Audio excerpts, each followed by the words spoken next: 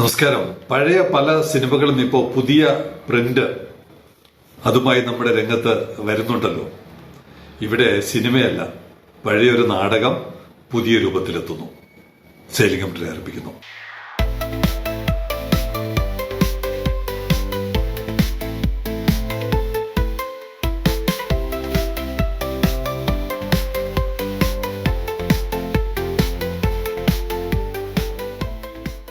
അടുത്ത ദിവസം യവനിക എന്ന് പറയുന്ന പഴയ സിനിമയുടെ പുതിയ രൂപം യൂട്യൂബിലൊക്കെ വരുന്നതിന്റെ ചിത്രങ്ങൾ തുടർച്ചയായിട്ട് കാണിക്കുന്നുണ്ട്. നടീനടന്മാരൊക്കെ ആദ്യത്തെ പാട്ടിന്, തുടക്കത്തിലുള്ള പാട്ടിന് വേണ്ടി സ്റ്റേജിന്റെ പിന്നിൽ നിൽക്കുന്ന രംഗമൊക്കെ കണ്ടപ്പോൾ പഴയകാല ഓർമ്മ, കോളേജിൽ പഠിക്കുന്ന കാലത്തായിരുന്നു തോന്നുന്നു. ഏതാണ്ട് അതിന് സമാനമായി പഴയൊരു നാടകം പുതിയ രൂപത്തിൽ നിയമസഭയിൽ അവതരിപ്പിക്കുകയാണ്. ഓർമ്മയുണ്ടല്ലോ, മാർച്ച് 18-ാം തീയതി ഒരു നാടകം മന്ത്രിക്ക് അനുയോജ്യമായ ചോദ്യം എഴുതി കൊടുത്ത് MLA ചോദിക്കുന്നു, മന്ത്രി മറുപടി പറയുന്നു ഗേറ്റ് തുറക്കുന്നതിനെ കുറിച്ച്. ഇപ്പോ കഥാപാത്രങ്ങളിൽ ചില മാറ്റങ്ങൾ വന്നു. ചോദ്യം ചോദിക്കുന്ന MLA പഴയത് തന്നെയാണ്, ഉത്തരം പറയുന്നത് മുഖ്യമന്ത്രിയാണ്. പുതിയ തരത്തിലാണ് നാടകം വന്നിരിക്കുന്നത്. ട്രാൻസ്ഷിപ്മെന്റിനൊപ്പം ഗേറ്റ് വേ ചരക്ക് നീക്കം കൂടി തുടങ്ങുവാനുള്ള പ്രാരംഭ പ്രവർത്തനം ആരംഭിച്ചിട്ടുണ്ട്. ഈ ബഹുമാനപ്പെട്ട MLA മാർച്ച് 18-ന് ചോദിച്ച അതേ MLA ഇത്രയും നാളായിട്ട് അദ്ദേഹത്തിന് ഉത്തരം കിട്ടിയിട്ടില്ല, ഉത്തരം മനസ്സിലായിട്ടുമില്ല.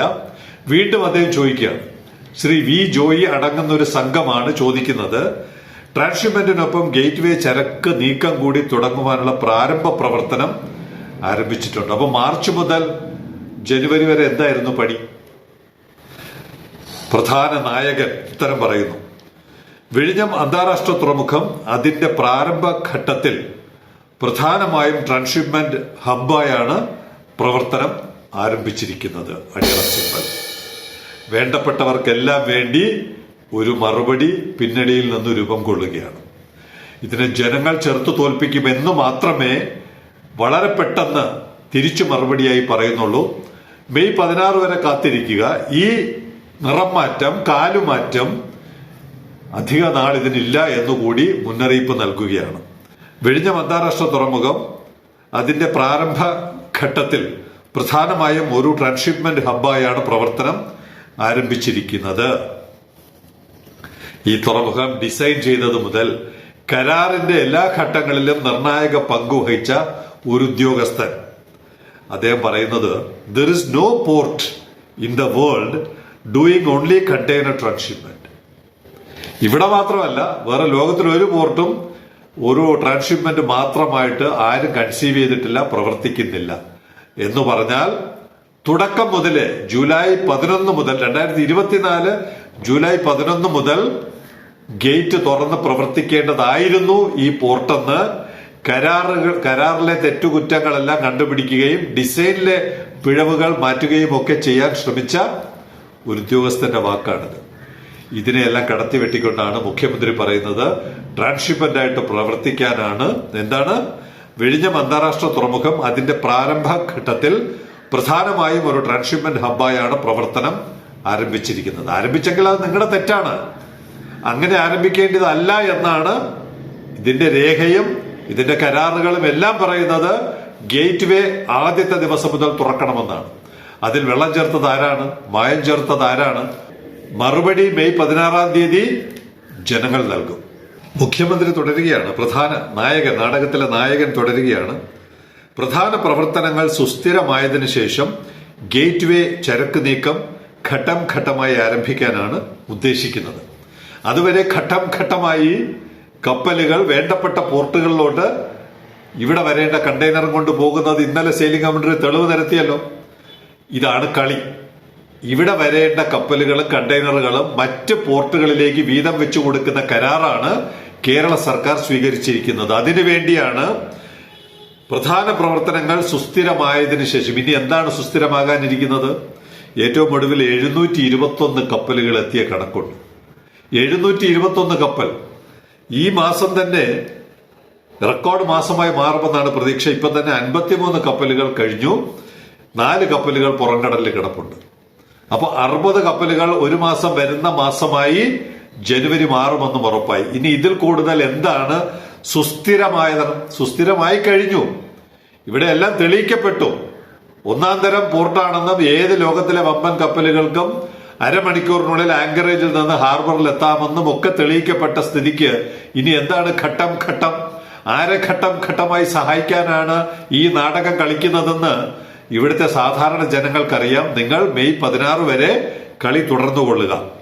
ഇതിനിടയ്ക്ക് നിങ്ങൾ പറയുന്ന കാര്യങ്ങൾ വകുപ്പ് മന്ത്രിക്കും ഇതുവരെ മനസ്സിലായിട്ടില്ല. അതുകൊണ്ടാണ് വകുപ്പ് മന്ത്രി ജൂലൈ 18 ഗേറ്റ് തുറക്കുമെന്ന് നേരത്തെ ഇതേ നിയമസഭയിൽ പറഞ്ഞത്.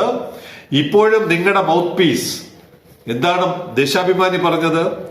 സുരേഷ് ജോ, ലേഖകന്റെ പേരുണ്ട്, അദ്ദേഹത്തെ വിളിച്ച് ചോദിക്കാം. സുരേഷ് ജോ പറയുന്നു, വിഴിഞ്ഞം അന്താരാഷ്ട്ര തുറമുഖത്ത് ശനിയാഴ്ച ഇവിടെ 2ാം ഘട്ടം ഉദ്ഘാടനം നടത്തിയ 24/1/26 എക്സിം കാർഗോ സേവനം ആരംഭിക്കുന്നതോടെ, അവിടെ ഘട്ടം ഘട്ടമൊന്നുമില്ലല്ലോ, സേവനം ആരംഭിക്കുന്നതോടെ അയൽ സംസ്ഥാനങ്ങളിൽ നിന്ന് കയറ്റുമതിക്കായി ചരക്ക് എത്തിത്തുടങ്ങും എന്ന് തന്നെയാണ് എഴുതിയിരിക്കുന്നത്. എത്തിത്തുടങ്ങും എന്ന് പറഞ്ഞാൽ 2 ദിവസം മുമ്പ് ശനിയാഴ്ച മുതൽ 24-ാം തീയതി മുതൽ ഗേറ്റ് തുറക്കും എന്നാണ് നേരറിയുന്നവർ നേരത്തെ ഞങ്ങളോട് പറഞ്ഞത്. മുഖ്യമന്ത്രിയോട് നേരത്തെ ഇതൊന്നും ആരും പറഞ്ഞില്ലേ? അപ്പോ പാർട്ടി പത്രം ഒരു വഴിക്ക്, വകുപ്പ് മന്ത്രി വേറൊരു വഴിക്ക്, മുഖ്യമന്ത്രി മറ്റൊരു വഴിക്ക്. എല്ലാ കാര്യങ്ങളും ആദ്യം അറിയുന്നത് മുഖ്യമന്ത്രിയാണല്ലോ. അദ്ദേഹത്തിന് അതുകൊണ്ട് തന്നെ ഏതൊക്കെ കണ്ടെയ്നറുകൾ, ഏതൊക്കെ കപ്പൽ, ഏതൊക്കെ പോർട്ടുകളിൽ പോകണമെന്ന് അദ്ദേഹത്തിന് നല്ല നിശ്ചയമുണ്ട്. അദ്ദേഹമാണ് അപ്പോൾ ഗേറ്റ് തുറക്കാതിരിക്കുന്നതിന്റെ പ്രധാന കരുക്കൾ നീക്കുന്നതെന്ന് ഇപ്പോൾ വ്യക്തമാകുന്നു.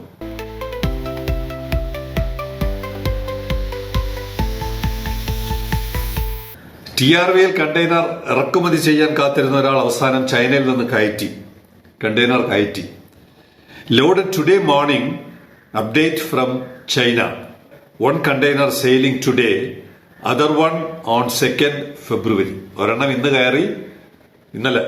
കയറി, അടുത്തത് 2-ാം തീയതി കയറും. ഏത് പോർട്ടിലോട്ടാണ് പോകുന്നതെന്ന് 2 ദിവസത്തിനുള്ളിൽ അദ്ദേഹം പറയും. എന്തായാലും TRVL കൊണ്ടുവരാൻ ആഗ്രഹിച്ച ആ ചെറുപ്പക്കാരൻ അത് നടക്കില്ല. അതിലൂടെ 70,000 രൂപയാണ് അദ്ദേഹത്തിന് നഷ്ടമായത്. രണ്ടാമത്തത്, ഇവിടുന്ന് കയറ്റുമതി ചെയ്യാൻ ആഗ്രഹിച്ചൊരാൾ. I am totally helpless sending my cargos to Kochi, Nhava Sheva and Tuticorin, which are hundreds of kilometers away, instead of sending through Viഴിഞ്ഞം, only 16 kilometers away from my factory, and cost me thousands in transport. 16 kilometre അകലെ ഇരിക്കുന്ന ഒരു കയറ്റുമതി വ്യവസായിക്ക് TRV വഴി കയറ്റുമതി ചെയ്യാൻ പറ്റുന്നില്ല. അദ്ദേഹം കൊച്ചി, മുംബൈ, തൂത്തുക്കുടി 3 പോർട്ടിലോട്ടും ആയിരക്കണക്കിന്